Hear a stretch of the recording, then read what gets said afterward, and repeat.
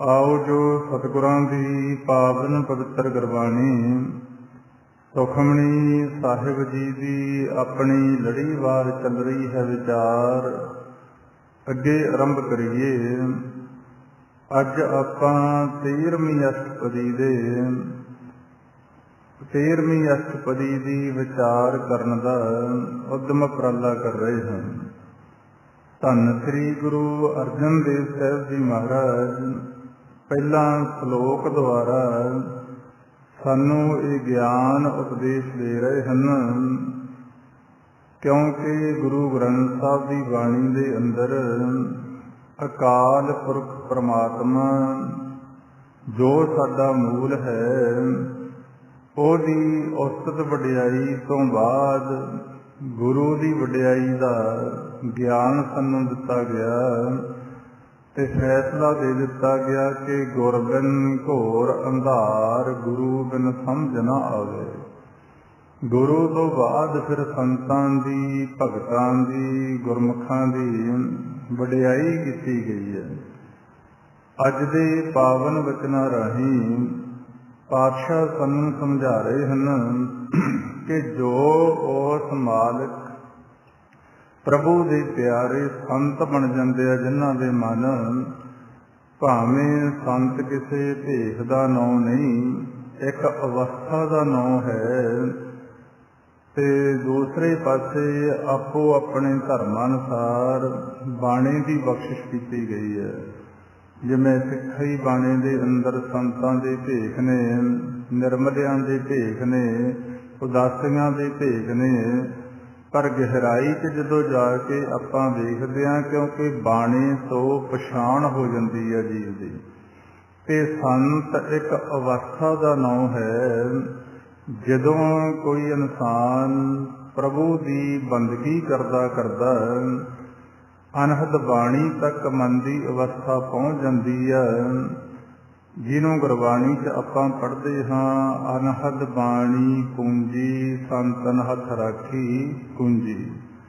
जिन्ना सास ग्रास न विसरै हर नामा मन मंत, धन से सही नानका पूर्ण सोई संत। ऐसी अवस्था वाले संतां दी वडियाई दा वर्णन किया जा रहा है।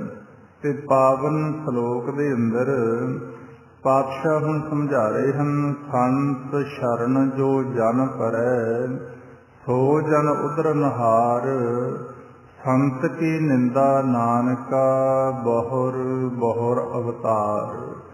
कि जेड़े ऐसे अवस्था वाले संत ने, जेड़े जीव उन्हां दी शरण दे अंदर जाके उन्हां तो ज्ञान की प्राप्ति करते हैं, जिन्हां दी ड्यूटी तीसरे पातशाह हर रोज़ आपां नूं आनंद साहब की बाणी समझा रहे हैं कि आबो संत प्यारिओ अकथ की करह कहानी, करह कहानी अकथ तेरी कित द्वारै पाई है। साजन संत करो इहो काम आन त्याग, जपहो हर नाम सिमरो सिमर सिमर सुख पावो, आप जपो अवरै नाम जपावो। ते जेड़े इहो जे गुरमुखां संतां दी संगत करदे आ जीव, जिन्हां ने फिर सानू समझाउणा हुंदा कि जेड़ा अपना मालिक है ओदी आपां नूं पछाण दसणी हुंदी आ। ओदी कहानी सुना सुना के साडे मन दे अंदर निराकार परमात्मा का प्यार पैदा करना हुंदा, ते नाम जपा जपा के सानू आ संसार दे वल्लों ध्यान कढ के साडे मूल सच परमात्मा नाल जोड़ना हुंदा। ते सानू समझाउंदे ते ऐसे संतां कोले जाके असीं पुछना भी हुंदा, पुछो संत मेरा ठाकुर कैसा, हियो अरपो दे संदेशा।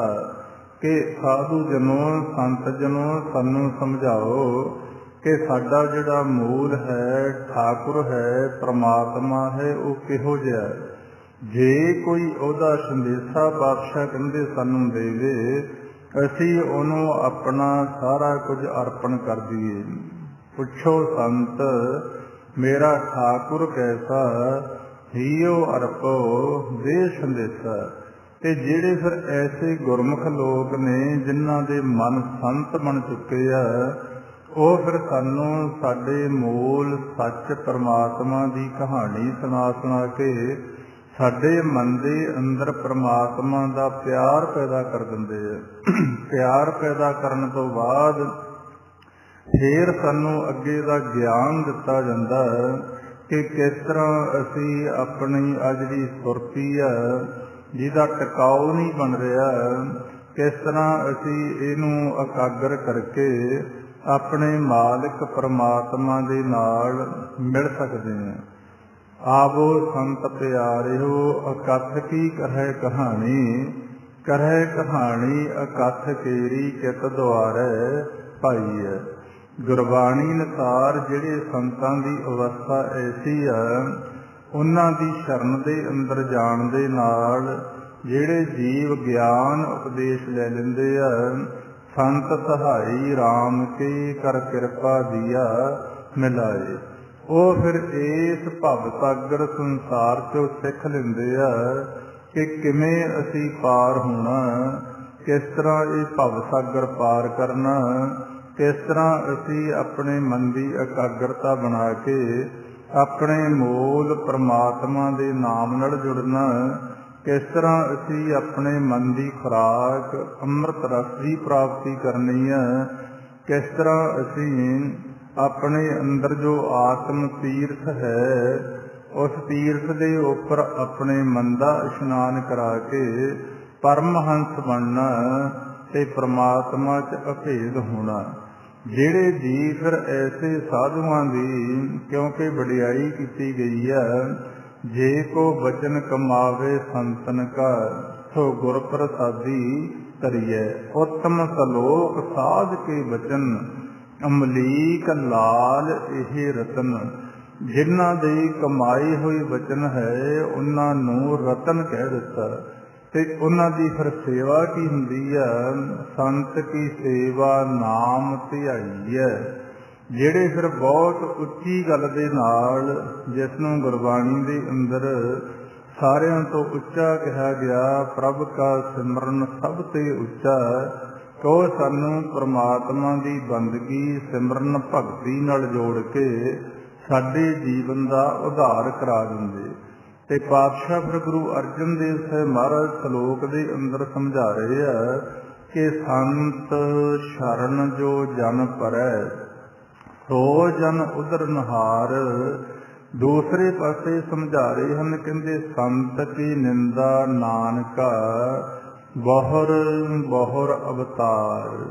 ਤੇ ਜਿਹੜੇ ਫਿਰ ਐਸੇ ਸੰਤਾਂ ਦੀ ਨਿੰਦਿਆ ਕਰਦੇ ਆ, ਉਹ ਦੁਆਰਾ ਜਨਮ ਔਰ ਮਰਨ ਦੇ ਚੱਕਰ ਦੇ ਅੰਦਰ ਆ ਜਾਂਦੇ ਆ। ਗੁਰੂ ਗ੍ਰੰਥ ਸਾਹਿਬ ਦੀ ਬਾਣੀ ਜਿੱਥੇ ਸੰਤਾਂ ਦੀ ਵਡਿਆਈ ਕੀਤੀ ਗਈ ਆ, ਉੱਥੇ ਸਾਨੂੰ ਪਖੰਡ ਤੋਂ ਸੁਚੇਤ ਵੀ ਕੀਤਾ ਗਿਆ। ਪਾਤਸ਼ਾਹ ਇਹ ਵੀ ਸਮਝਾ ਰਹੇ ਆ, ਅਸੰਤ ਅਨਾੜੀ ਕਛੂ ਨਾ ਬੁਝੈ, ਕਥਨੀ ਕਰੈ ਮਾਇਆ ਨੋ ਲੁਝੈ, ਅੰਧ ਅਗਿਆਨੀ ਕਛੂ ਨਾ ਸੂਝੈ। ਤੇ ਉਹ ਸੰਤ ਦੇ ਅੱਗੇ ਆੜਾ ਲਾ ਕੇ ਅਸੰਤ ਕਹਿ ਦਿੱਤਾ, ਅਨਾੜੀ ਕਹਿ ਦਿੱਤਾ। ਜਿਸ ਤਰ੍ਹਾਂ ਸ਼ੁਰੂ ਤੋਂ ਲੈ ਕੇ ਸੰਤ ਭੇਖ ਦੇ ਅੰਦਰ ਬਹੁਤ ਸਾਰੇ ਅਸੰਤ ਲੋਕ ਪੈਦਾ ਹੁੰਦੇ ਰਹੇ ਤੇ ਅੱਜ ਵੀ ਹੋ ਰਹੇ ਆ, ਜਿਨ੍ਹਾਂ ਨੇ ਨਾ ਪਰਮਾਤਮਾ ਦਾ ਨਾਮ ਜਪਾਉਣਾ ਹੁੰਦਾ, ਨਾ ਪਰਮਾਤਮਾ ਦੀ ਗੱਲ ਕਰਨੀ ਹੁੰਦੀ ਆ, ਸਿਰਫ ਸੰਸਾਰ ਦੇ ਲੋਕਾਂ ਨੂੰ ਭਰਮ ਜਾਲ ਦੇ ਅੰਦਰ ਪਾ ਕੇ ਉਹਨਾਂ ਦੀ ਆਰਥਿਕ ਪੱਖੋਂ ਲੁੱਟ ਕਰਨੀ ਹੁੰਦੀ ਹੈ।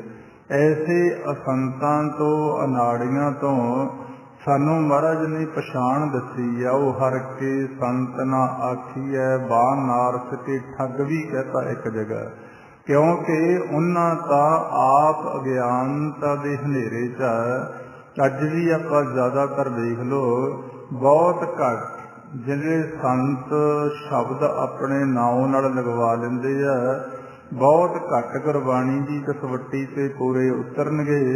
ਨਹੀਂ, ਜ਼ਿਆਦਾਤਰ ਪਖੰਡ ਦਾ ਦੌਰ ਚੱਲ ਰਿਹਾ। ਉੱਥੇ ਸਾਨੂੰ ਦੁਨੀਆ ਦੀਆਂ ਗੱਲਾਂ ਸੁਣਾਈਆਂ ਜਾਂਦੀਆਂ, ਭਰਮ ਜਾਲ ਦੇ ਅੰਦਰ ਪਾ ਦਿੱਤਾ ਜਾਂਦਾ। ਸਾਡੇ ਸਮਾਜ ਦੇ ਅੰਦਰ ਲੜਾਈਆਂ ਝਗੜੇ ਖੜੇ ਕਰ ਦਿੱਤੇ ਜਾਂਦੇ ਆ, ਸਾਡੇ ਪਰਿਵਾਰਾਂ ਦੇ ਅੰਦਰ ਝਗੜੇ ਖੜੇ ਕਰ ਦਿੱਤੇ ਜਾਂਦੇ ਆ, ਕਿਉਂਕਿ ਉਹ ਆਪ ਅਗਿਆਨਤਾ ਦੇ ਵਸ ਨੇ, ਮਾਇਆ ਦੀ ਲਪੇਟ 'ਚ ਹਨ ਤੇ ਉਹ ਮਾਇਆ ਦੀ ਕੋਈ ਗੱਲਾਂ ਕਰਨਗੇ। ਜਿਹੜੇ ਫਿਰ ਪ੍ਰਭੂ ਦੇ ਪਿਆਰੇ ਸੰਤ, ਉਹਨਾਂ ਕੋਲੇ ਜਦੋਂ ਆਪਾਂ ਜਾਵਾਂਗੇ ਉਹ ਪਰਮਾਤਮਾ ਦੀ ਗੱਲ ਕਰਨਗੇ। ਉਹ ਸਾਨੂੰ ਸਾਡੇ ਦੁਖੀ ਹੋਏ ਮਨਾਂ ਨੂੰ ਪਰਮਾਤਮਾ ਦੀ ਗੱਲ ਸੁਣਾ ਕੇ ਸੁੱਖ ਦੇਣ ਦੀ ਕੋਸ਼ਿਸ਼ ਕਰਨਗੇ।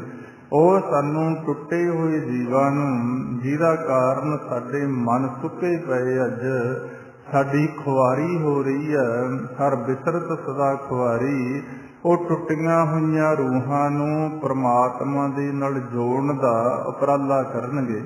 ਤੇ ਜਿਹੜੇ ਪਖੰਡੀ ਲੋਕ ਆ, ਉਹ ਸਾਨੂੰ ਪਰਮਾਤਮਾ ਤੋਂ ਦੂਰ ਕਰਕੇ ਆਪਦੇ ਭਰਮ ਜਾਲ ਦੇ ਅੰਦਰ ਫਸਾ ਕੇ ਸਾਡੀ ਆਰਥਿਕ ਪੱਖੋਂ, ਮਾਨਸਿਕ ਪੱਖੋਂ ਜਿਹੜੀ ਲੁੱਟ ਆ, ਉਹ ਕਰਕੇ ਸਾਨੂੰ ਹੋਰ ਦੁੱਖ ਸ਼ੁਰੂ ਕਰ ਦਿੰਦੇ ਆ।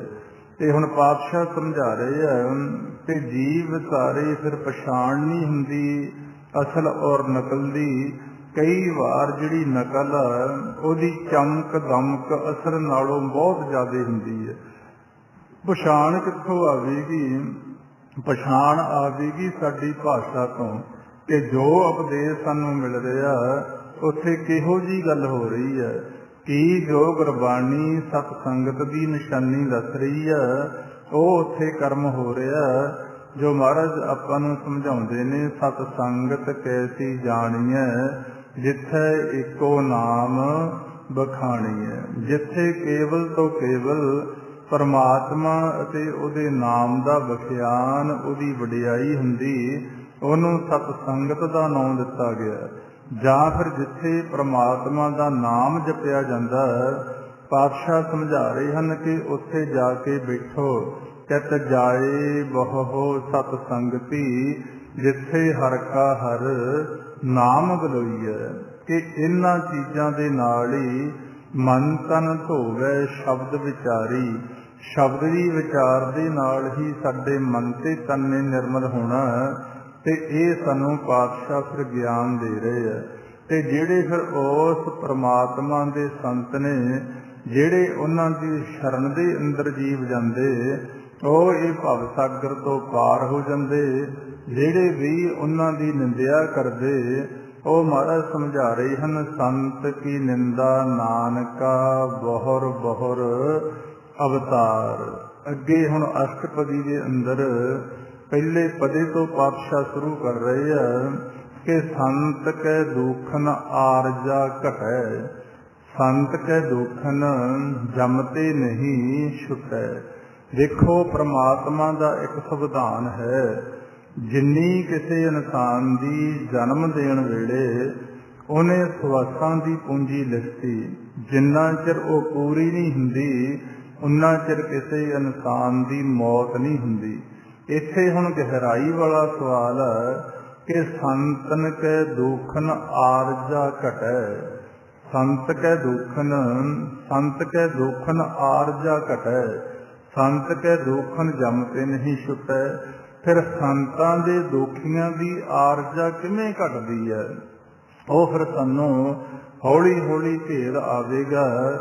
ਜਿਹੜੇ ਇਨਸਾਨ ਸਹਿਜ ਅਵਸਥਾ 'ਚ ਰਹਿੰਦੇ ਆ, ਨਿੰਦਿਆ ਤੋਂ, ਕ੍ਰੋਧ ਤੋਂ, ਈਰਖਾ ਤੋਂ, ਚੁਗਲੀ ਆਦਿਕ ਤੋਂ, ਵਿਕਾਰਾਂ ਤੋਂ ਬਚ ਕੇ ਰਹਿੰਦੇ ਆ, ਉਹਨਾਂ ਦੇ ਜਿਹੜੇ ਸਵਾਸਾਂ ਦੀ ਕਿਰਿਆ ਉਹ ਬੜੇ ਟਿਕਾਊ ਦੇ ਨਾਲ ਚੱਲਦੀ ਹੈ।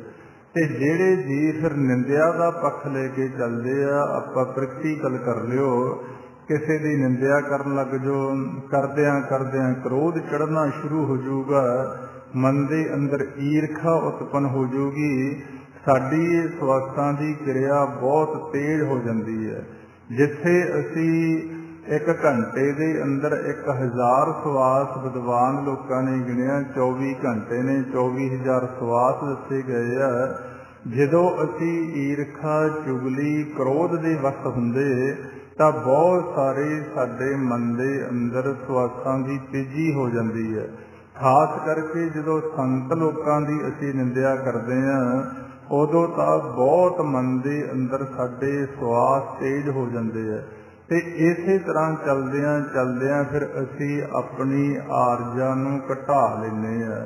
ਜੇ ਕਿਸੇ ਇਨਸਾਨ ਦਾ ਇਹ ਇਰਾਦਾ ਹੋਵੇ ਕਿ ਮੈਂ ਬਹੁਤ ਛੇਤੀ ਸੰਸਾਰ ਤੋਂ ਜਾਣਾ ਪਰ ਜਾਣ ਨੂੰ ਤਾਂ ਕਿਸੇ ਦਾ ਜੀਅ ਨਹੀਂ ਕਰਦਾ, ਉਹ ਫਿਰ ਵਿਧੀ ਦੱਸੀ ਗਈ ਕਿ ਤੁਸੀਂ ਪ੍ਰਮਾਤਮਾ ਦੇ ਪਿਆਰਿਆਂ ਦੀ ਨਿੰਦਿਆ ਕਰੋ, ਤੁਹਾਡੀ ਆਰਜਾ ਘਟ ਜੇਗੀ।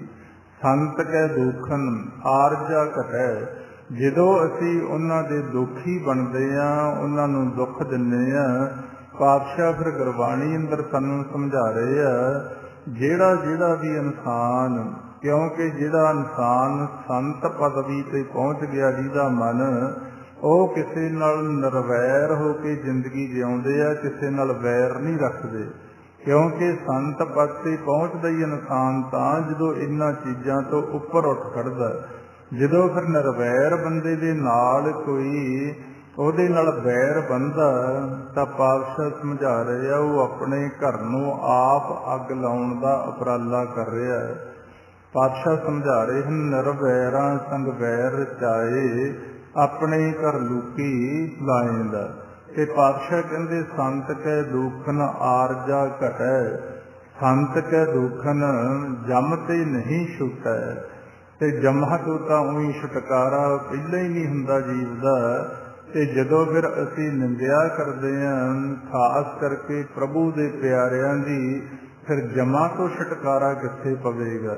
ਕਿਉਂਕਿ ਨਿੰਦਿਆ ਨੂੰ ਤਾਂ ਗੁਰਬਾਣੀ ਦੇ ਅੰਦਰ ਪਾਤਸ਼ਾਹ ਨੇ ਬੜਾ ਮਾੜਾ ਕਿਹਾ। ਜਿਹੜੇ ਇਨਸਾਨ ਨੇ ਆਪਣਾ ਮੁਖ ਕਾਲਾ ਕਰਾਉਣਾ ਤੇ ਨਰਕਾਂ ਦੀ ਜਿਹਨੇ ਆਸ ਰੱਖਣੀ ਆ, ਉਹ ਫਿਰ ਦੱਬ ਕੇ ਇਸੇ ਸੰਸਾਰ ਦੇ ਅੰਦਰ ਜ਼ੋਰ ਲਾ ਕੇ ਨਿੰਦਿਆ ਕਰੇ ਸਾਰਾ ਦਿਨ। ਤੇ ਨਿੰਦਿਆ ਕਰਨ ਵਾਲਿਆਂ ਦਾ ਫਲ ਤੁਹਾਨੂੰ ਗੁਰਬਾਣੀ 'ਚ ਪਾਤਸ਼ਾਹ ਦੱਸ ਰਹੇ ਆ, ਨਿੰਦਾ ਭਲੀ ਕਿਸੇ ਕੀ ਨਾਹੀ, ਮਨਮੁਖ ਮੁਗਧ ਕਰਨ, ਮੋਹ ਕਾਲੇ ਤਿਨਾ ਨਿੰਦਕਾਂ, ਨਰਕੇ ਘੋਰ ਭਵਨ। ਕਿ ਮੁਖ ਕਾਲੇ ਹੁੰਦੇ ਆ, ਨਰਕ ਘੋਰ 'ਚ ਪੈਣਾ ਪੈਂਦਾ। ਤੇ ਜਿਹੜੇ ਫਿਰ ਉਸ ਪਰਮਾਤਮਾ ਦੇ ਪਿਆਰਿਆਂ ਦੀ ਨਿੰਦਿਆ ਕਰਦੇ ਆ, ਉਹਨਾਂ ਦੇ ਦੁਖੀ ਬਣਦੇ ਆ। ਤੇ ਉਹ ਹਰ ਰੋਜ਼ ਆਪਾਂ ਗੁਰਬਾਣੀ ਦੇ ਅੰਦਰ ਪੜ੍ਹਦੇ ਹਾਂ, ਹਰ ਜੁਗ ਜੁਗ ਭਗਤ ਉਪਾਇਆ, ਪੈਜ ਰੱਖਦਾ ਆਇਆ RAM ਰਾਜੇ। ਹਰਨਾਕਸ਼ ਦੁਸ਼ਟ ਹਰ ਮਾਰਿਆ, ਪ੍ਰਹਿਲਾਦ ਤਰਾਇਆ। ਅਹੰਕਾਰੀਆਂ ਨਿੰਦਕਾਂ ਪਿੱਠ ਦੇ, ਨਾਮ ਦਿਓ ਮੁਖ ਲਾਇਆ। ਜਨ ਨਾਨਕ ਐਸਾ ਹਰ ਸੇਵਿਆ, ਅੰਤ ਲਏ ਛਡਾਇਆ।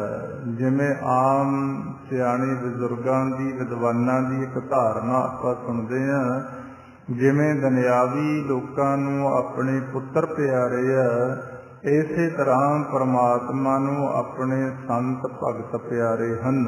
ਜਿਹੜਾ ਫਿਰ ਉਹਨਾਂ ਦੀ ਨਿੰਦਿਆ ਕਰਦਾ, ਪਾਤਸ਼ਾਹ ਕਹਿੰਦੇ ਸੰਤ ਕੈ ਦੁਖਨ ਆਰਜਾ ਘਟੈ, ਦੁਖੀ ਬਣ ਜਾਂਦਾ। ਸੰਤ ਕੈ ਦੁਖਨ ਆਰਜਾ ਘਟੈ, ਸੰਤ ਕੈ ਦੁਖਨ ਜਮ ਤੇ ਨਹੀਂ ਛੁਟੈ। ਸੰਤ ਕੈ ਦੁਖਨ ਸੁਖ ਸਭ ਜਾਏ, ਸੰਤ ਕੈ ਦੁਖਨ ਨਰਕ ਮਹਿ ਪਾਏ। ਸੰਤਾਂ ਦੇ ਦੁਖੀ ਇਨਸਾਨਾਂ ਦਾ ਮਨ ਦੇ ਅੰਦਰ ਕੋਈ ਸੁੱਖ ਨਹੀਂ ਰਹੇਗਾ। ਸੁੱਖ ਤਾਂ ਤੁਸੀਂ ਉਹੀ ਆਪਾਂ ਕਰ ਲਓ, ਮਨ ਦੇ ਅੰਦਰ ਕਿਤੇ ਪ੍ਰੈਕਟੀਕਲ ਕਿਸੇ ਬਾਰੇ ਬੁਰਾ ਸੋਚਣਾ ਸ਼ੁਰੂ ਕਰ ਦਿਓ, ਸਾਡੇ ਮਨ ਦੀ ਜਿਹੜੀ ਕਲਪਨਾ ਹੈ ਇੰਨੀ ਵੱਧ ਜੂਗੀ, ਸਾਡੇ ਮਨ ਦਾ ਟਿਕਾਊ ਭੰਗ ਹੋ ਜਾਊਗਾ, ਸਾਡੇ ਮਨ ਦੀ ਸ਼ਾਂਤੀ ਭੰਗ ਹੋ ਜੂਗੀ। ਤੇ ਜਿਹੜੇ ਇਨਸਾਨ ਕੋਲੇ ਮਨ ਦੀ ਸ਼ਾਂਤੀ, ਮਨ ਦਾ ਟਿਕਾਊ ਨਹੀਂ, ਉਹ ਫਿਰ ਵੀ ਜਿੰਨੇ ਮਰਜ਼ੀ ਦੁਨੀਆ ਦੇ ਪਦਾਰਥ ਇਨਸਾਨ ਕੋਲ ਹੋਣ ਤੇ ਉਹ ਸੁੱਖ ਦੀ ਪ੍ਰਾਪਤੀ ਨਹੀਂ ਕਰ ਸਕਦਾ। ਇਹ ਪਾਤਸ਼ਾਹ ਗੁਰਬਾਣੀ ਅੰਦਰ ਆਪਾਂ ਨੂੰ ਸਮਝਾ ਰਹੇ ਹਨ, ਨਾਨਕ ਦੁਖੀਆ ਸਭ ਸੰਸਾਰ। ਸਾਡੇ ਦੁੱਖਾਂ ਦਾ ਕਾਰਨ ਹੀ ਇਹ ਹੈ, ਜਦੋਂ ਸਾਡੇ ਮਨ ਨੂੰ ਟਿਕਾਊ ਨਹੀਂ ਹੈ, ਮਨ ਨੂੰ ਸ਼ਾਂਤੀ ਨਹੀਂ ਹੈ, ਜਦੋਂ ਅਸੀਂ ਕਿਸੇ ਨਾਲ ਵੈਰ ਬੰਨ੍ਹ ਕੇ ਮਨ 'ਚ ਰੱਖਦੇ ਹਾਂ, ਖਾਸ ਕਰਕੇ ਪ੍ਰਭੂ ਦੇ ਪਿਆਰਿਆਂ ਦੇ ਖਿਲਾਫ ਸਾਡੇ ਮਨ ਦੇ ਅੰਦਰ ਵਿਚਾਰ ਚੱਲਦੇ ਆ, ਪਾਤਸ਼ਾਹ ਕਹਿੰਦੇ ਉਹਨਾਂ ਦੇ ਮਨ ਦੇ ਸਾਰੇ ਸੁੱਖ ਖਤਮ ਹੋ ਜਾਂਦੇ ਆ। ਸੰਤ ਕੈ ਦੁਖਨ ਸੁੱਖ ਸਭ ਜਾਏ, ਕਿਉਂਕਿ ਜਿੱਥੋਂ ਸੁੱਖ ਮਿਲਣਾ ਸੀ, ਜਿੱਥੋਂ ਸਿੱਖਿਆ ਲੈਣੀ ਸੀ, ਜਿੱਥੋਂ ਇਹ ਸਾਨੂੰ ਗਿਆਨ ਦੇਣਾ ਸੀ, ਸੰਗਤ ਦੇ ਅੰਦਰ ਆ ਕੇ ਆਪਾਂ ਗਿਆਨ ਪ੍ਰਾਪਤ ਕਰਨਾ ਸੀ ਕਿ ਡਿੱਠਾ ਸਭ ਸੰਸਾਰ ਸੁੱਖ ਨਾ ਨਾਮ ਬਿਨ। ਜਿੱਥੋਂ ਸਾਡੇ ਦੁੱਖਾਂ ਦੀ ਕਹਾਣੀ ਸ਼ੁਰੂ ਹੁੰਦੀ ਹੈ, ਮੂਲ ਤੋਂ ਜਿੱਥੋਂ ਸਾਨੂੰ ਇਹ ਗਿਆਨ ਮਿਲਣਾ ਸੀ ਕਿ ਸੁੱਖ ਨਾਹੀ ਬਿਨ ਹਰਿ ਕੇ ਨਾਮ, ਤੇ ਅਸੀਂ ਉੱਥੋਂ ਟੁੱਟ ਜਾਂਦੇ ਹਾਂ, ਫੇਰ ਸਾਡੇ ਸੁੱਖ ਸਾਰੇ ਖਤਮ ਹੋ ਜਾਂਦੇ ਆ। ਕਿਉਂਕਿ ਅੱਜ ਦੇ ਸਮੇਂ 'ਚ ਵੀ ਆਪਾਂ ਵੇਖ ਰਹੇ ਹਾਂ, ਸੰਸਾਰ ਦੀ ਸ੍ਰਿਸ਼ਟੀ ਜਦੋਂ ਦੀ ਚੱਲੀ ਆ ਉਦੋਂ ਤੋਂ ਵੇਖ ਰਹੇ ਹਾਂ, ਜਿਨ੍ਹਾਂ ਲੋਕਾਂ ਨੇ ਸੰਗਤ ਨਹੀਂ ਕਰੀ ਤੇ ਉਹਨਾਂ ਦੇ ਜੀਵਨ ਦੇ ਅੰਦਰ ਟਿਕਾਊ ਨਹੀਂ ਆਵੇਗਾ। ਪਾਤਸ਼ਾਹ ਇਸੇ ਕਰਕੇ ਗੁਰਬਾਣੀ ਅੰਦਰ ਆਪਾਂ ਨੂੰ ਸਮਝਾ ਰਹੇ ਹਨ, ਬਿਨ ਸੰਗਤੀ ਸਭ ਐਸੇ ਰਹਿ, ਜੈਸੇ ਪਸ਼ ਢੋਰ, ਜਿਨ ਕੀਤੇ ਤਿਸੇ ਨਾ ਜਾਣਨੀ, ਬਿਨ ਨਾਵੇ ਸਭ ਚੋਰ। ਬਿਨਾਂ ਸੰਗਤ ਤੋਂ ਸਾਡਾ ਪਸ਼ੂਆਂ ਵਰਗਾ, ਢੋਰਾਂ ਵਰਗਾ ਜੀਵਨ ਦੱਸਿਆ ਗਿਆ। ਜਿਹੜੇ ਪ੍ਰਮਾਤਮਾ ਨੇ ਸਾਨੂੰ ਪੈਦਾ ਕੀਤਾ, ਜੇ ਉਹਨੂੰ ਅਸੀਂ ਜਾਣਿਆ ਨਹੀਂ, ਉਹਨੂੰ ਜਪਿਆ ਨਹੀਂ ਤੇ ਉਹਦੇ ਨਾਮ ਦਾ ਧਨ ਸਾਡੇ ਕੋਲ ਨਹੀਂ, ਬਿਨ ਨਾਵੇ ਸਭ ਚੋਰ। ਚੋਰਾਂ ਵਰਗਾ ਜੀਵਨ ਪਾਤਸ਼ਾਹ ਸਮਝਾ ਰਹੇ ਆ ਕਿ ਚੋਰ ਕੀ ਹਮਾ ਭਰੇ ਨਾ ਕੋਏ, ਚੋਰ ਕੀਆ ਚੰਗਾ ਕਿਉਂ ਹੋਏ। ਜਿਹੜੇ ਐਸੇ ਜੀਵ ਨੇ, ਪਾਤਸ਼ਾਹ ਕਹਿੰਦੇ ਸੰਤ ਕੈ ਦੁਖਨ ਸੁਖ ਸਭ ਜਾਏ, ਸੰਤ ਕੈ ਦੁਖਨ ਨਰਕ ਮਹਿ ਪਾਏ। ਉਹ ਫਿਰ ਆਪਦੀ ਜ਼ਿੰਦਗੀ ਨੂੰ ਜਿੰਨਾ ਚਿਰ ਸੰਸਾਰ 'ਚ ਜੀਵਤ ਨੇ ਨਰਕ ਵਰਗੀ ਬਤੀਤ ਕਰਦੇ, ਜਿਉਂ ਹੀ ਇੱਥੋਂ ਫਿਰ ਸੰਸਾਰ ਤੋਂ ਜਾਂਦੇ ਅੱਗੇ ਘੋਰ ਨਰਕ ਦੇ ਅੰਦਰ ਫੇਰ ਉਹਨਾਂ ਦਾ ਜੀਵਨ ਦੁੱਖ ਪਾਉਂਦਾ ਰਹਿੰਦਾ। ਸੰਤ ਕੈ ਦੁਖਨ ਮਤ ਹੋਏ ਮਲੀਨ, ਸੰਤ ਕੈ ਦੁਖਨ ਸੋਭਾ ਤੇ ਹੀਨ। ਪਾਤਸ਼ਾਹ ਹੁਣ ਸਮਝਾ ਰਹੇ ਆ, ਸੰਤਾਂ ਨੂੰ ਦੁੱਖ ਦੇਣ ਵਾਲੇ ਜਿਹੜੇ ਜੀਵ ਨੇ ਉਹਨਾਂ ਦੀ ਮਤ ਮਲੀਨ ਹੋ ਜਾਂਦੀ ਹੈ। ਅੱਜ ਸੰਸਾਰ 'ਚ ਆਪਾਂ ਵੇਖ ਰਹੇ ਹਾਂ, ਬਿਨਾਂ ਗੁਰੂ ਦੇ ਗਿਆਨ ਤੋਂ, ਬਿਨਾਂ ਸੰਗਤ ਤੋਂ ਐਸੀ ਮਤ ਇਨਸਾਨ ਦੀ ਮਲੀਨ ਹੋ ਜਾਂਦੀ ਹੈ। ਉਹ ਜੋ ਸੰਸਾਰ ਦੇ ਅੰਦਰ ਵਰਤਾਰਾ ਵਰਤ ਰਿਹਾ ਆਪਣੀਆਂ ਅੱਖਾਂ ਦੇ ਸਾਹਮਣੇ ਹੈ। ਮਾਂ ਬਾਪ ਦੇ ਸਤਿਕਾਰ ਖਤਮ ਹੋ ਰਹੇ ਆ, ਭੈਣਾਂ ਭਰਾਵਾਂ ਦੇ ਰਿਸ਼ਤੇ ਖਤਮ ਹੋ ਰਹੇ ਆ, ਤੇ ਸੰਸਾਰ ਦੇ ਅੰਦਰ ਜਿੱਧਰ ਵੀ ਆਪਾਂ ਝਾਕਦੇ ਹਾਂ, ਤੋਬਾ ਤੋਬਾ ਦੀ ਆਵਾਜ਼ ਆ ਰਹੀ ਹੈ। ਪਰਮਾਤਮਾ ਤੋਂ ਟੁੱਟੇ ਹੋਏ ਲੋਕ ਸਾਡੇ ਰਾਖਸ਼ਾਂ ਵਰਗੇ ਜੀਵਨ ਬਣੇ ਹੋਏ ਆ। ਹਰ ਸਮੇਂ ਸਾਡੀ ਮਾੜੀ ਖੁਰਾਕ ਹੋ ਗਈ, ਮਾੜੀ ਸੋਚ ਹੋ ਗਈ, ਤੇ ਸੰਸਾਰ ਦੇ ਚਾਰੇ ਪਾਸੇ ਜਦੋਂ ਆਪਾਂ ਝਾਤੀ ਮਾਰ ਕੇ ਵੇਖਦੇ ਹਾਂ, ਉਹ ਜਿਹੋ ਜਿਹਾ ਵਰਤਾਰਾ ਹੋ ਰਿਹਾ ਕਿਸੇ ਤੋਂ ਲੁਕਿਆ ਛਿਪਿਆ ਨਹੀਂ। ਕਿਉਂਕਿ ਇੱਕੋ ਇੱਕ ਆਸਰਾ ਹੁੰਦਾ ਸਾਡੇ ਕੋਲੇ, ਆ ਜਿਹੜੇ ਕਾਲ ਦੇ 5 ਸਰਦਾਰ, 5 ਦੂਤ, 5 ਠੱਗਾਂ ਦਾ ਨਾਮ ਵੀ ਦਿੱਤਾ ਗਿਆ, ਜਿਨ੍ਹਾਂ ਨੇ ਹਰ ਸਮੇਂ ਸਾਡੇ ਮਨ ਨੂੰ ਵਿਕਾਰਾਂ ਦੇ ਅੰਦਰ ਭੇਜ ਕੇ ਸਾਨੂੰ ਦੁੱਖ ਦੇਣਾ ਹੁੰਦਾ। ਉਹਨਾਂ ਦੇ ਨਾਲ ਇੰਨਾ ਪਿਆਰ ਪੈ ਗਿਆ, ਸੰਤਾਂ ਨਾਲ ਵੈਰ ਕਮਾਉਂਦੇ, ਦੁਸ਼ਟਾਂ ਨਾਲ ਮੋਹ ਪਿਆਰ। ਜਿਹੜੇ ਸਾਡੇ ਅੱਛੇ ਗੁਣ ਨੇ, ਦਇਆ, ਧਰਮ, ਸਹਿਣਸ਼ੀਲਤਾ, ਨਿਮਰਤਾ, ਜਸ, ਸੰਤੋਖ, ਇਹ ਤੋਂ ਤਾਂ ਅਸੀਂ ਦੂਰ ਹੋ ਗਏ। ਦੁਸ਼ਟਾਂ ਨਾਲ ਮੋਹ ਪਿਆਰ। ਦੂਸਰੇ ਪਾਸੇ ਬਗੈਰ ਸੰਗਤ ਤੋਂ ਕਾਮ, ਕ੍ਰੋਧ, ਲੋਭ, ਮੋਹ, ਅਹੰਕਾਰ, ਝੂਠ, ਚੁਗਲੀ, ਨਿੰਦਿਆ, ਈਰਖਾ, ਦੁਬਦਾ, ਇਹਨਾਂ ਨੂੰ ਦੁਸ਼ਟ ਕਹਿਤਾ। ਇਹਨਾਂ ਦੇ ਨਾਲ ਸਾਡਾ ਪਿਆਰ ਪੈ ਜਾਂਦਾ। ਜਿਉਂ-ਜਿਉਂ ਇਹਨਾਂ ਦੇ ਨਾਲ ਪਿਆਰ ਪਈ ਜਾਵੇਗਾ, ਇਨਸਾਨ ਦੀ ਜਿਹੜੀ ਮੱਤ ਆ ਉਹ ਮਲੀਨ ਹੁੰਦੀ ਜਾਏਗੀ, ਸੋਝੀ ਨਹੀਂ ਰਹੇਗੀ ਸੰਸਾਰ ਦੇ ਅੰਦਰ ਵਿਚਰਨ ਦੀ। ਪਾਤਸ਼ਾਹ ਫਿਰ ਸਮਝਾ ਰਹੇ ਹਨ, ਸੰਤ ਕੈ ਦੁਖਨ ਮਤ ਹੋਏ ਮਲੀਨ, ਸੰਤ ਕੈ ਦੁਖਨ ਸੋਭਾ ਤੇ ਹੀਨ। ਜਿਹੜੇ ਇਨਸਾਨ ਫਿਰ ਸੰਤਾਂ ਜਨਾਂ ਦੇ ਦੁਖੀ ਆ, ਉਹਨਾਂ ਦੀ ਸੰਸਾਰ ਦੇ ਅੰਦਰ ਸੋਭਾ ਨਹੀਂ ਹੁੰਦੀ। ਉਹਨਾਂ ਨੂੰ ਤਾਂ ਸੰਸਾਰ ਦੇ ਨਾਲ ਮਾੜੀ ਅੱਖ ਦੇ ਨਾਲ ਵੇਖਿਆ ਜਾਂਦਾ। ਆਪਾਂ ਹਰਨਾਕਸ਼ ਉਹਨਾਂ ਦੇ ਨਾਂ ਪੜ੍ਹਦੇ ਹਾਂ, ਨੌ ਤਾਂ ਲੈਂਦੇ ਆ ਪਰ ਉਹਨਾਂ ਨੂੰ ਬੁਰੀ ਦ੍ਰਿਸ਼ਟੀ ਦੇ ਨਾਲ ਵੇਖਿਆ ਜਾਂਦਾ। ਇਸੇ ਤਰ੍ਹਾਂ ਜਿਹੜਾ ਵੀ ਇਨਸਾਨ ਪ੍ਰੈਕਟੀਕਲੀ ਆਪਾਂ ਸੰਸਾਰ 'ਚ ਵੀ ਵੇਖਦੇ ਹਾਂ, ਜਿਹੜੇ ਆਪਣੇ ਬਜ਼ੁਰਗ ਆ ਉਹਨਾਂ ਤੋਂ ਕਈ ਵਾਰ ਆਪਾਂ ਇਹ ਕਹਾਣੀਆਂ ਵੀ ਸੁਣਦੇ ਗੁਰਬਾਣੀ ਦੇ ਗਿਆਨ ਦੇ ਨਾਲ ਨਾਲ ਕਿ ਜਿਹੜੇ ਜਿਹੜੇ ਬੰਦਿਆਂ ਨੇ ਅੱਛੇ ਇਨਸਾਨਾਂ ਨੂੰ ਦੁੱਖ ਦਿੱਤਾ ਕਿਸੇ ਵੀ ਪੱਖ ਤੋਂ, ਕਿਉਂਕਿ ਅਹੰਕਾਰ ਦੇ ਅੰਦਰ ਅੰਨੇ ਹੋਏ ਲੋਕ ਕਈ ਵਾਰ ਗਰੀਬ ਲੋਕਾਂ ਨੂੰ, ਭਲੇ ਲੋਕਾਂ ਨੂੰ ਇੰਨਾ ਪਰੇਸ਼ਾਨ ਕਰ ਦਿੰਦੇ ਆ। ਉਹ ਵਿਚਾਰੇ ਬੋਲਣ ਜੋਗੇ ਤਾਂ ਨਹੀਂ ਹੁੰਦੇ, ਮੁਕਾਬਲਾ ਕਰਨ ਜੋਗੇ ਤਾਂ ਨਹੀਂ ਹੁੰਦੇ। ਉਹ ਫਿਰ ਪ੍ਰਮਾਤਮਾ ਅੱਗੇ ਕੂਕਦੀ ਆ ਉਹਨਾਂ ਦੀ ਆਤਮਾ, ਫਿਰ ਉਹਨਾਂ ਦੀ ਉਸ ਆਤਮਾ ਦੀ ਕੂਕ ਉਹ ਦੁਖੀ ਬੰਦਿਆਂ ਦੇ ਲਈ ਐਸਾ ਦੁੱਖ ਦਾ ਕਾਰਨ ਬਣ ਜਾਂਦੀ ਆ ਤੇ ਪਰਿਵਾਰਾਂ ਦੇ ਪਰਿਵਾਰ ਉੱਜੜਦੇ ਆਪਾਂ ਸੰਸਾਰ 'ਚੋਂ ਵੇਖਦੇ ਹਾਂ। ਜਿਹੜੇ ਕਿਤੇ ਇਹ ਸਮਝਦੇ ਹੁੰਦੇ ਕਿ ਸਾਡੇ ਹੁਕਮ ਤੋਂ ਬਿਨਾਂ ਪੱਤਾ ਨਹੀਂ ਝੂਲਦਾ, ਹੁਕਮ ਇਹੋ ਜਿਹਾ ਸਮੇਂ ਦਾ ਬਦਲਾਅ ਹੋ ਜਾਂਦਾ, ਉਹਨਾਂ ਨੂੰ ਕੋਈ ਬੁਲਾ ਕੇ ਵੀ ਰਾਜੀ ਨਹੀਂ ਹੁੰਦਾ। ਇਹ ਸੰਸਾਰ 'ਚ ਵੀ ਆਪਾਂ ਵੇਖ ਰਹੇ ਹਾਂ।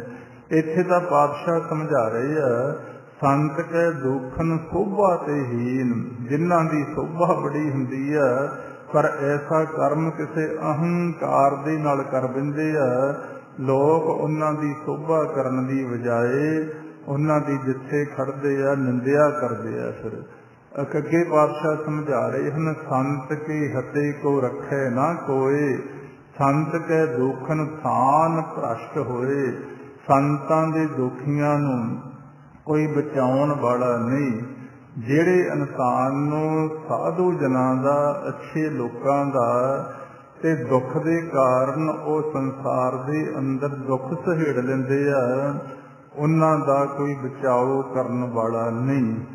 ਪਾਤਸ਼ਾਹ ਨੇ ਗੁਰਬਾਣੀ 'ਚ ਇੱਥੋਂ ਤੱਕ ਆਪਾਂ ਨੂੰ ਸਮਝਾਤਾ ਕਿ ਮੇਰੀ ਬੰਦੀ ਭਗਤ ਛਡਾਵੇ, ਬੰਦੇ ਭਗਤ ਨਾ ਛੂਟੈ ਮੋਹੈ। ਪਾਤਸ਼ਾਹ ਕਹਿੰਦੇ ਮੇਰਾ ਕੋਈ ਕਰਮ ਰੋਕਿਆ ਹੋਵੇ, ਉਹ ਮੇਰੇ ਭਗਤਾਂ ਨੂੰ ਹੁਕਮ ਉਹਨੂੰ ਖੋਲ੍ਹ ਸਕਦੇ ਆ, ਪਰ ਜਿੱਥੇ ਬੰਦਸ਼ ਭਗਤ ਲਾ ਦੇਣ ਉੱਥੇ ਮੇਰੇ 'ਚ ਇੰਨੀ ਪਾਵਰ ਨਹੀਂ ਹੈ ਕਿ ਮੈਂ ਭਗਤਾਂ ਦੇ ਕੀਤੇ ਹੋਏ ਬੋਲ ਨੂੰ ਨਾ ਪੂਰਾ ਕਰਾਂ। ਸਾਧ ਬਚਨ ਅਟਲਾਦਾ, ਸਹਿਜ ਗਏ ਹੋਏ ਸਾਧੂਆਂ ਸੰਤਾਂ ਦਾ ਬਚਨ ਕੋਈ ਟਾਲ ਨਹੀਂ ਸਕਦਾ ਦੁਨੀਆ ਦੇ ਉੱਪਰ। ਜਿਹੜੇ ਫਿਰ ਐਸੇ ਲੋਕ ਨੇ ਦੁਖੀ ਬਣ ਜਾਂਦੇ ਆ ਸਾਧੂ ਜਨਾਂ ਦੇ ਜਾਂ ਅੱਛੇ ਲੋਕਾਂ ਦੇ, ਧਰਮੀ ਲੋਕਾਂ ਦੇ, ਤੇ ਉਹਨਾਂ ਦੇ ਸ਼ਰਾਪ ਦੇ ਮਾਰੇ ਹੋਏ ਲੋਕ ਇਹ ਤਾਂ ਨਹੀਂ ਉਹ ਸ਼ਰਾਪ ਮੋਲ ਕੇ ਦਿੰਦੇ ਮੁਖ ਤੋਂ, ਪਰ ਚੁੱਪ ਕਰ ਜਾਂਦੇ ਆ। ਉਹਨਾਂ ਦੀ ਆਤਮਾ ਦੀ ਆਵਾਜ਼ ਤੇ ਫਿਰ ਪ੍ਰਮਾਤਮਾ ਤੱਕ ਪਹੁੰਚਦੀ ਆ। ਉਹਨਾਂ ਦੀ ਚੁੱਪ ਦੇ ਅੰਦਰ ਹੀ ਸਾਰਾ ਕੁਝ ਛੁਪਿਆ ਹੁੰਦਾ ਤੇ ਉਹਨਾਂ ਦੇ ਹਤੇ ਹੋਏ ਬੰਦਿਆਂ ਨੂੰ ਕੋਈ ਬਚਾ ਨਹੀਂ ਸਕੇਗਾ ਸੰਸਾਰ ਤੋਂ। ਤੇ ਗਹਿਰਾਈ 'ਚ ਜਾ ਕੇ ਜਦੋਂ ਆਪਾਂ ਵੇਖਦੇ ਹਾਂ, ਇੱਥੇ ਤਾਂ ਕ੍ਰਿਸ਼ਨ ਦੁਆਪਰ ਯੁੱਗ ਦਾ ਅਵਤਾਰ ਹੋਇਆ, ਉਹਦੀ ਵੰਸ਼ ਵੀ ਦਰਵਾਸ਼ਾ ਰਿਸ਼ੀ ਦੇ ਸ਼ਰਾਪ ਦੇ ਨਾਲ ਉਹਨਾਂ ਦਾ ਨਾਸ਼ ਹੋਇਆ। ਤੇ ਸੰਤ ਕੇ ਮਹਾਰਾਜ ਸਮਝਾ ਰਹੇ ਹਨ ਆਪਾਂ ਨੂੰ, ਸੰਤ ਕੇ ਹਤੇ ਕੋ ਰੱਖੇ ਨਾ ਕੋਏ, ਸੰਤ ਕੇ ਦੁਖਨ ਥਾਨ ਭ੍ਰਸ਼ਟ ਹੋਏ। ਸੰਤਾਂ ਦੇ ਦੁਖੀ ਬੰਦਿਆਂ ਦਾ ਜਿਹੜਾ ਹਿਰਦੇ ਰੂਪੀ ਥਾਂ ਉਹ ਭ੍ਰਸ਼ਟ ਹੋ ਜਾਂਦਾ। ਉਹਨਾਂ ਦੇ ਅੰਦਰ ਹਰ ਸਮੇਂ ਨਾਮ ਦੀ ਜਗ੍ਹਾ ਹਉਮੈ, ਈਰਖਾ ਆਦਿਕ ਵਹ ਜਾਂਦੇ ਆ ਤੇ ਉਹਨਾਂ ਦਾ ਹਿਰਦੇ ਰੂਪੀ ਜਿਹੜੀ ਧਰਤੀ ਆ ਉਹਨੂੰ ਵੀ ਭ੍ਰਸ਼ਟ ਦੱਸਿਆ ਗਿਆ। ਅਖੀਰਲੀਆਂ ਪੰਗਤੀਆਂ 'ਚ ਫਿਰ ਪਾਤਸ਼ਾਹ ਸਮਝਾ ਰਹੇ ਆ, ਐਸੇ ਲੋਕਾਂ ਦਾ ਇਲਾਜ ਕੀ ਹੈ ਜਿਹੜੇ ਸੰਤਾਂ ਦੇ ਸਰਾਪੇ ਹੋਏ ਹੋਣ, ਗਰੀਬਾਂ ਦੇ ਦੁੱਖ ਕਾਰਨ ਦੁੱਖ ਭੋਗ ਰਹੇ ਹੋਣ, ਕਿਉਂਕਿ ਸੰਸਾਰ ਦੇ ਅੰਦਰ ਇਹ ਖੇਡ ਚੱਲ ਰਿਹਾ। ਇਨਸਾਨ ਆਪੋ ਆਪਣੀ ਕਿਸੇ ਨਾ ਕਿਸੇ ਬਲ ਦੇ ਅਹੰਕਾਰ ਦੇ ਅੰਦਰ, ਕਿਸੇ ਨੂੰ ਰਾਜਨੀਤੀ ਦਾ ਅਹੰਕਾਰ ਹੋ ਜਾਂਦਾ, ਕਿਸੇ ਨੂੰ ਆਪਣੀ ਅਮੀਰੀ ਦਾ ਅਹੰਕਾਰ ਹੋ ਜਾਂਦਾ, ਕਿਸੇ ਨੂੰ ਆਪਣੇ ਸਰੀਰ ਦੀ ਤਾਕਤ ਦਾ ਹੰਕਾਰ ਹੋ ਜਾਂਦਾ। ਜਾਣੀ ਕਿਸੇ ਨਾ ਕਿਸੇ ਅਹੰਕਾਰ ਦੇ ਦਾਇਰੇ 'ਚ ਆਇਆ ਹੋਇਆ ਇਨਸਾਨ ਕਈ ਵਾਰ ਪਰਮਾਤਮਾ ਦੇ ਭੈ ਤੋਂ ਦੂਰ ਹੋ ਜਾਂਦਾ।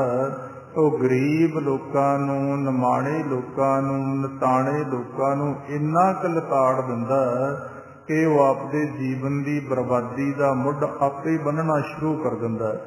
ਪਾਤਸ਼ਾਹ ਫਿਰ ਸਮਝਾ ਰਹੇ ਆ, ਐਸੇ ਲੋਕਾਂ ਦਾ ਕੋਈ ਬਚਾਓ ਨਹੀਂ ਹੈ, ਸੰਤਾਂ ਦੇ ਦੁਖੀਆਂ ਦਾ ਕੋਈ ਬਚਾਓ ਕਰਨ ਵਾਲਾ ਨਹੀਂ। ਫਿਰ ਇੱਕ ਸਾਨੂੰ ਸਾਧਨ ਦੱਸਿਆ, ਸੰਤ ਕਿਰਪਾਲ ਕਿਰਪਾ ਜੀ ਕਰੇ, ਨਾਨਕ ਸੰਤ ਸੰਗ ਨਿੰਦਕ ਭੀ ਤਰੈ।